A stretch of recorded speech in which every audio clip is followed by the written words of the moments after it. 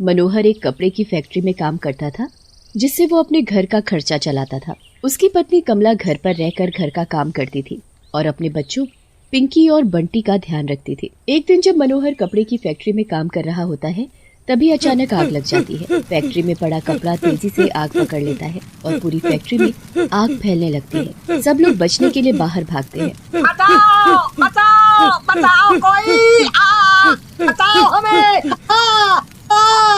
सब लोगों की जान तो बच जाती है, पर मनोहर का हाथ बुरी तरह जल जाता है। जब मनोहर घर आता है तो उसकी पत्नी कमला उसे देखकर घबरा जाती है। हे भगवान, ये क्या हो गया आपको? अरे आज फैक्ट्री में आग लग गई थी, बस उसी से मेरा हाथ जल गया। कमला मनोहर को लेकर हॉस्पिटल जाती है। अरे बड़ी, ये तो बहुत अंदर तक जल चुका है। अभी तो मैं पट्टी कर देता हूँ, पर इनकी सर्जरी करनी पड़ेगी। आप जल्दी से जल्दी 50,000 रुपया का इंतजाम कर लो। जी डॉक्टर साहब। मनोज का हाथ इतनी बुरी तरह जल जाता है कि वो कोई काम नहीं कर पाता और बस हर वक्त बिस्तर पर लेटा रहता है। कुछ दिन तो सब ठीक चलता है, पर उसके बाद घर के हालात बिगड़ने लगते हैं और ऊपर से सर्जरी के लिए पैसे भी चाहिए होते हैं। घर का राशन खत्म होने वाला है, उसके बाद हम क्या करेंगे? ऊपर से 50,000 रुपए भी चाहिए। घर के खर्च के लिए जो पैसे हमने जोड़ कर रखे थे उनको निकाल लो, बाकी सर्जरी करवाना तो मुश्किल ही लग रहा है। सारे जमा किए हुए पैसे तो बच्चों की स्कूल की फीस और घर में ही खर्च हो गए। अब तो बस इतने ही पैसे बचे कि 2-4 दिन का खर्चा चल पाएगा। हे भगवान, अब क्या होगा? मैं तुम लोगों का खर्चा कैसे उठाऊंगा? अजी आप परेशान ना हो, मैं आज बाहर जाकर कुछ काम ढूंढती हूँ। जब तक आप काम करने लायक नहीं हो जाते तब तक मैं ही कुछ कर लेती हूँ। पर आप इतना मत सोचिए, अभी हमारा बुरा वक्त है, हमें साथ मिलकर इससे निकालना होगा। हाँ कमला, सही कहा तुमने। कमला इधर उधर काम ढूंढने लगती है, पर उसे कहीं भी कोई काम नहीं मिलता। कमला बड़ी निराश हो जाती है और थक कर दुकान के सामने बैठ जाती है। कमला की नजर तभी वो सामने एक आदमी पर पड़ती है जो एक चाय वाले पर चिल्ला रहा होता है। रे चढ़ निकल यहाँ से और दोबारा कभी इस बाजार में गलती से भी दिख मत जाइयो, समझी? मुझे माफ कर दो, मैं आगे से ऐसा नहीं करूँगा। रे ये तो तेरा पिछली बार भी बोला और उससे पिछली बार भी, अब तेरा एक झूठ ना चढ़ेगा, समझा? चला जा यहाँ से। चाय वाला वहाँ से चला जाता है। अरे भाई साहब, क्या बात हो गई? आप उस चाय वाले पर क्यों गुस्सा कर रहे थे? अरे के बताऊं बहन जी, ये चाय वाला एक नंबर का चोर है। हर बार ये हिसाब में गड़बड़ करके लोगों से ज्यादा पैसे ले लेता है। अरे कितनी बार पकड़ा गया है, पर हम हमेशा माफ कर देते हैं, क्योंकि यहाँ कोई भी ऐसा चाय वाला नहीं है। पर इस बार तो मैंने इसे भगा ही दिया। हाँ। कमला के मन में ख्याल आता है कि क्यों ना वो चाय का ही काम शुरू कर दे। भाई साहब, अगर मैं यहाँ चाय ला कर दूं तो? अरे ये तो बहुत अच्छी बात है। ऐसा है तो आप कल से ही रोज 30-40 लोगों की चाय ले आया करना है। आपका बहुत बहुत धन्यवाद भाई साहब, मुझे तो पैसों की बहुत जरूरत थी, अब मेरी काफी मदद हो जाएगी। कमला घर जाकर मनोहर को सारी बात बताती है। अगले दिन कमला चाय बनाने का सारा सामान लेकर निकल पड़ती है। उसके बाद वो बाजार से थोड़ा दूर एक पीपल के पेड़ के नीचे अपनी एक छोटी सी चाय की दुकान खोल लेती है। आज तो मैं इतनी बढ़िया चाय बनाऊंगी कि हर कोई रोज मेरे हाथों की चाय पीना चाहेगा। कमला गुनगुनाते हुए चाय बनाने लगती है, पर वो इस बात से बिल्कुल अनजान होती है कि जिस पीपल के पेड़ के नीचे वो चाय बना रही है, उस पेड़ पर एक चुड़ैल रहती है। चुड़ैल बड़े मजे से पेड़ पर सो रही होती है, पर जैसे ही चाय की खुशबू उसकी नाक तक पहुंचती है, वो झट से उठ जाती है। ये खुशबू कहाँ से आ रही है? और आखिर ये है किस चीज की? किसी आदमी के खून या मांस की तो बिल्कुल नहीं लग रही, मुझे जाकर देखना पड़ेगा। चुड़ैल नीचे देखती है तो उसे कमला चाय बनाती हुई दिखती है। अच्छा तो ये बात है, आखिर ये खुशबू यहाँ से आ रही है। तभी कमला के पास चीनी कम पड़ जाती है और वो चीनी लेने जाती है। चुड़ैल पेड़ से नीचे उतर आती है और वहाँ रखी हुई चाय को पीने लगती है। अरे वाह, ये तो बहुत ही स्वाद है, मजा आ गया इसे पीकर तो। चुड़ैल चाय पीकर ऊपर पेड़ पर जाकर बैठ जाती है। जब कमला वापस आती है तो देखती है कि वहाँ से सारी चाय गायब है। अरे इस बर्तन में तो चाय पड़ी थी, आखिर चाय गई कहाँ? कमला इतना बोलती ही है तभी चुड़ैल पेड़ से कूदकर कमला के सामने आ खड़ी होती है। चुड़ैल, ये चुड़ैल कहाँ से आ गई? मैं तो इसी पीपल के पेड़ पर रहती हूँ और मैंने पी है ये चाय, बड़ी ही स्वाद थी, इंसान के खून से भी ज्यादा। आपको मुझसे क्या चाहिए? चाय, मुझे चाय चाहिए, चाय। मैं अभी बना कर देती हूँ, पर मुझे कुछ मत करना। ठीक है, जल्दी से चाय बनाओ। कमला चुड़ैल के लिए चाय बनाती है और एक कप में चाय डालकर चुड़ैल को दे देती है। वाह, क्या खुशबू है। चुड़ैल को कमला के हाथ की चाय बहुत पसंद आती है। वो चुस्कियां ले लेकर चाय का स्वाद लेती है और चाय की खूब तारीफ करती है। बहुत अच्छी चाय है, अब तुम्हें मुझको रोज ऐसी चाय बनाकर पिलानी होगी। हाँ, क्यों नहीं, मैं रोज तुमको चाय बनाकर पिलाऊंगी, बस तुम मुझे कुछ मत करना। कमला की चाय सबको पसंद आती है और अक्सर उसकी दुकान के आगे भीड़ लगी रहती है। वो रोज बाजार में भी 30-40 कप चाय बेचकर आती है। हर कोई कमला की चाय पीकर खुश होता है। जब वहाँ कोई नहीं होता तब चुड़ैल भी रोज कमला के हाथ की चाय पीने आती है। कमला के अंदर से भी धीरे धीरे चुड़ैल का सारा डर निकल जाता है। कभी कभी तो चुड़ैल और कमला दोनों साथ बैठकर चाय के मजे लेते हैं। एक दिन कमला बहुत उदास बैठी होती है और बिना गुनगुनाए चाय बना रही होती है। चुड़ैल जब उसके पास चाय पीने आती है तब भी कमला बड़ी उदास दिख रही होती है। क्या बात है कमला, आज तुम बड़ी चुप हो। मेरे पति एक कपड़े की फैक्ट्री में काम करते थे, पर एक दिन वहाँ आग लगने की वजह से उनका एक हाथ बुरी तरह जल गया। कल मैं उनको डॉक्टर के पास ले गई थी तो डॉक्टर ने बोला कि जख्म बहुत गहरा है और अब उनके हाथ की सर्जरी करवानी है। अच्छा, तो मतलब तुम्हें पैसे की दिक्कत है। भगवान की दया से मेरा चाय का काम बहुत अच्छा चल रहा है। मैंने काफी पैसे इकट्ठे कर लिए हैं, पर अभी भी कुछ पैसे कम पड़ रहे हैं और कल से मैं चाय की दुकान भी नहीं खोल पाऊंगी क्योंकि मुझे उनके पास रुकना पड़ेगा। समझ नहीं आ रहा कि मैं क्या करूं। ये तो परेशानी की बात है। अगर तुम दुकान नहीं खोलोगी तो पैसे कहाँ से आएंगे? वही तो चिंता हो रही है मुझे। वैसे मैं एक काम कर सकती हूँ जिससे तुम कल से अपने पति के पास हॉस्पिटल में भी रुक सकती हो और तुम्हारी चाय की दुकान भी बंद नहीं होगी। वो कैसे? तुम हॉस्पिटल में रहना और तुम्हारी जगह दुकान मैं खोल लूंगी। क्या? पर ये कैसे हो सकता है? तुम्हें देखकर कोई यहाँ आएगा भी नहीं। अगर कोई मुझे देख नहीं पाए तो। पर ऐसा कैसे हो सकता है? मैं घूंघट करके बैठ जाऊंगी और किसी को पता नहीं चलेगा कि घूंघट में तुम हो या मैं। अगर कोई कुछ पूछेगा तो कोई अच्छा सा बहाना मार दूंगी। तुम मेरी इतनी मदद कर रही हो, मैं तुम्हारा ये एहसान कभी नहीं भूलूंगी। मैं ये एहसान ऐसे ही नहीं कर रही हूँ। जब तुम वापस दुकान पर बैठने लगोगी तो मैं फिर से रोज तुम्हारे हाथ की चाय पीने आऊंगी। हाँ, क्यों नहीं। कमला अपने पति को हॉस्पिटल में एडमिट कर देती है और उसके पति के सर्जरी शुरू हो जाती है। अगले दिन चुड़ैल चाय की दुकान पर चाय बनाने लगती है। कोई उसे देख न ले इसलिए वो घूंघट कर लेती है। अरे कमला दीदी, आज आपने ये घूंघट क्यों कर रखा है? वो तेज धूप से मेरा चेहरा लाल पड़ जाता है, इसीलिए मैंने इसी घूंघट से ढक रखा है। अच्छा, तो ऐसी बात है। चुड़ैल पूरा दिन चाय बनाकर बेचती है और शाम को अच्छे पैसे इकट्ठे कर लेती है। अब रोज चुड़ैल ऐसा ही करती। वो रोज दुकान पर घूंघट करके बैठ जाती और लोगों को चाय बनाकर बेचती। धीरे धीरे सब लोगों को यकीन हो जाता है कि कमला को धूप से दिक्कत है, इसलिए वो घूंघट करके बैठती है। पर कभी किसी को ये सच नहीं पता चल पाता कि उस घूंघट के अंदर कमला नहीं बल्कि एक चुड़ैल है।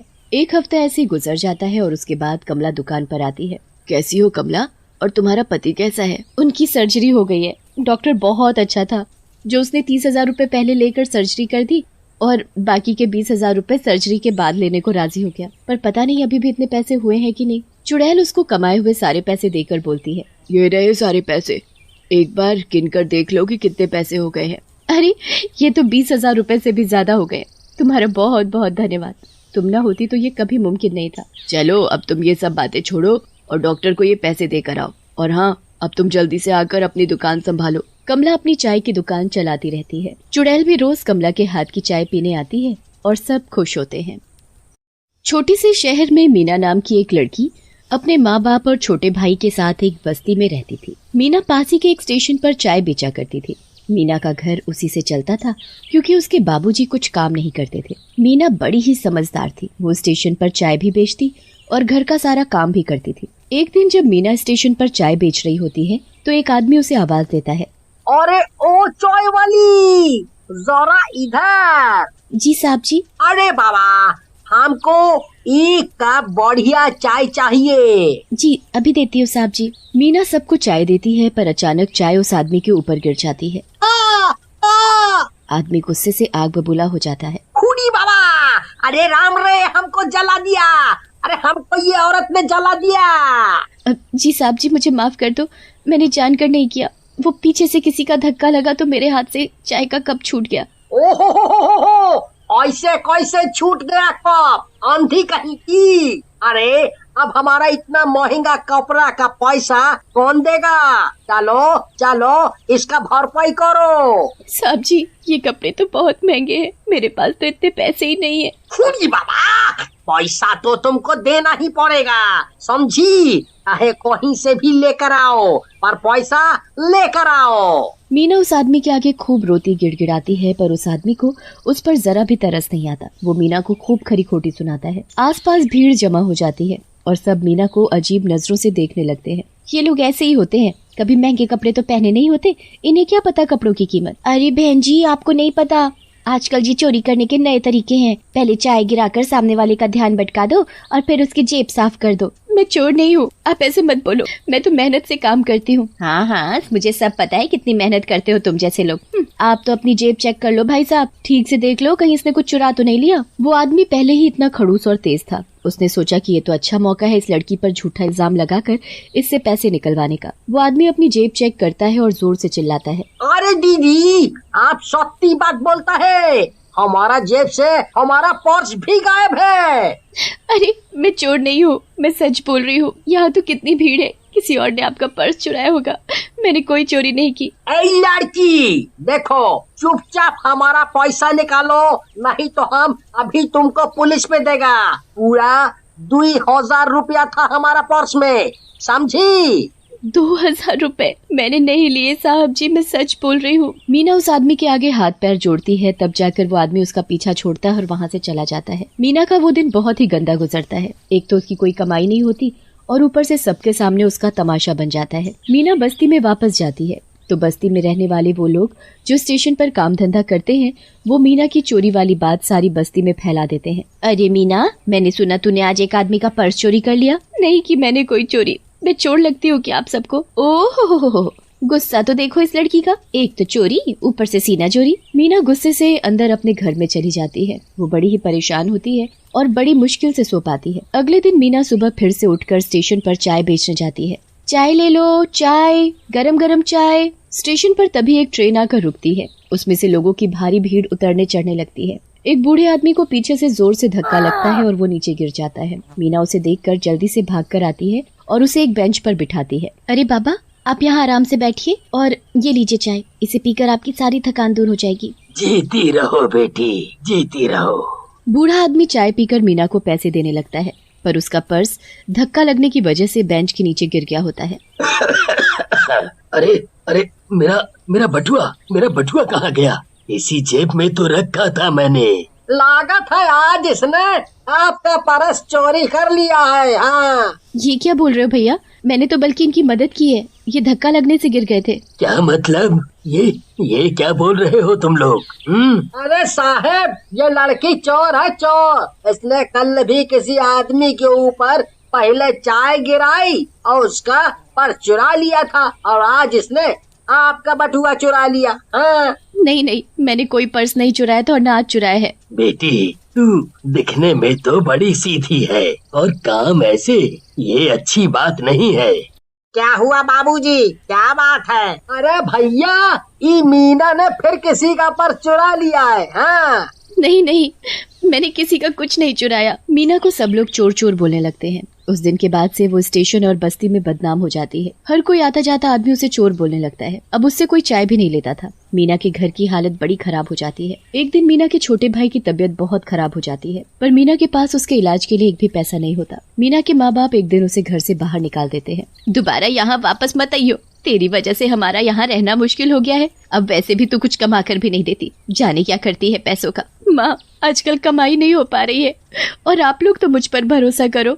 मीना के माँ बाप उसकी एक नहीं सुनते और धक्के मारकर उसे निकाल देते हैं। मीना बेचारी अकेली रह जाती है।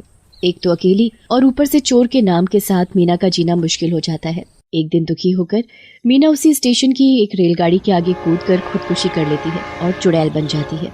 किसी को नहीं छोड़ूंगी, आज मैं तुम सब लोगों की वजह से मर गई, सबको भुगतना पड़ेगा, एक एक को भुगतना पड़ेगा। रात का समय होता है।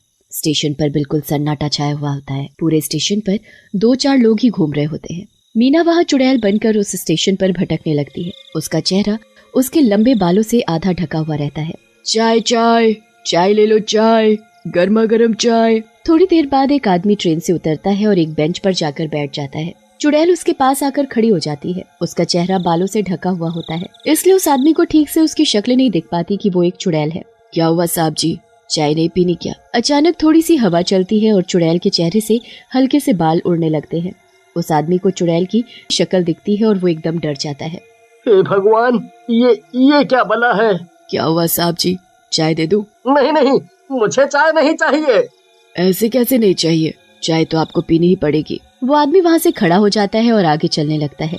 चुड़ैल उसके पीछे पीछे जाने लगती है। चाय पीकर जाओ साहब जी। कहाँ जा रहे हो आप? चाय तो आपको पीकर ही जानी पड़ेगी। वो आदमी और तेज चलने लगता है। चुड़ैल भी उसके पीछे पीछे भागने लगती है। आदमी पीछे मुड़कर भी नहीं देखता और भागता चला जाता है। वो सीधा स्टेशन के बाहर जाकर सांस लेता है। डरते डरते वो पीछे मुड़कर देखता है तो उसके पीछे अभी भी वो चुड़ैल खड़ी होती है। वो उस आदमी का गला पकड़ लेती है और उसके मुंह में जबरदस्ती केतली से चाय डालने लगती है। तूने मेरी चाय पीने के लिए मना कैसे किया? तुझे मेरी चाय पीनी ही पड़ेगी। वो आदमी हिल भी नहीं पा रहा होता और वो चुड़ैल उसके मुंह में चाय डालती ही रहती है।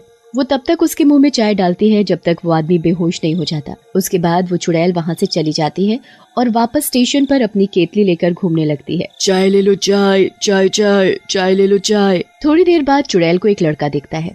चुड़ैल उसके पास जाती है और उसे चाय के लिए पूछती है। चाय दूं साहब जी? हाँ, बहुत थक गया हूँ, एक कप गर्मा गर्म चाय दे दो। जी साहब, अभी देती हूँ। तुमने ये अपना चेहरा बालों से क्यों ढक रखा है? मेरा चेहरा छुपा ही रहे तो अच्छा है। ऐसे क्यों बोल रही हो? चुड़ैल उस लड़के को चाय का कप पकड़ाती है और वहाँ से चल देती है। अरे, चाय के पैसे तो लेती जाओ। चुड़ैल आगे चलती रहती है और उस लड़के की बात पर ध्यान नहीं देती है। लड़का पीछे से बहुत बार आवाज देता है और फिर जेब से पैसे निकाल कर उसको देने उसके पीछे जाता है। जैसे ही वो लड़का उसके कंधे पर हाथ रखता है तो चुड़ैल पीछे मुड़कर देखती है। वो लड़का चुड़ैल की शक्ल देखकर जोर से चिल्लाता है और डर के मारे उसके हाथ से चाय का कप भी गिर जाता है। वो नीचे फर्श पर देखता है तो इतने में वो चुड़ैल वहाँ से गायब हो जाती है। हे भगवान, वो क्या सच में चुड़ैल थी?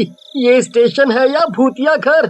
मैं तो यहाँ कभी दोबारा नहीं आऊंगा। चुड़ैल रोज रात उस स्टेशन पर आती और अपनी चाय की केतली लेकर यहाँ से वहाँ घूमती रहती। अगर कोई उसकी चाय पीने से मना करता तो वो केतली उसके मुंह में घुसाकर जबरदस्ती उसे चाय पिलाती और तब तक पिलाती जब तक उसकी हालत खराब ना हो जाए। पर जो उस चुड़ैल की चाय पीने से मना नहीं करता वो चुड़ैल उसे कुछ भी नहीं कहती थी और चाय देकर वहाँ से गायब हो जाती थी।